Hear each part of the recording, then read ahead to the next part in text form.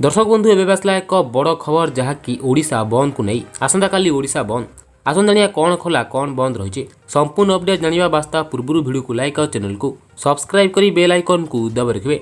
बुधवार अर्थात आसंता काली ओडिशा बंद डाकरा दि जाइछि। नवनिर्माण कृषि संघ द्वारा यही डाकरा दि जाइछि। नवनिर्माण कृषक संगठन ओडिशा बंद ପାଇଁ आह्वान ଦେଇଛନ୍ତି।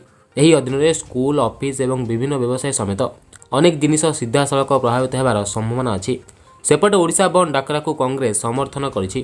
समर्थन नहीं पीसीसी सभापति भक्त दास सूचना देइछन्ति। बंद पालन को समर्थन जणायकु सबु जिला कांग्रेस कमिटी को निर्देश देइछन्ति।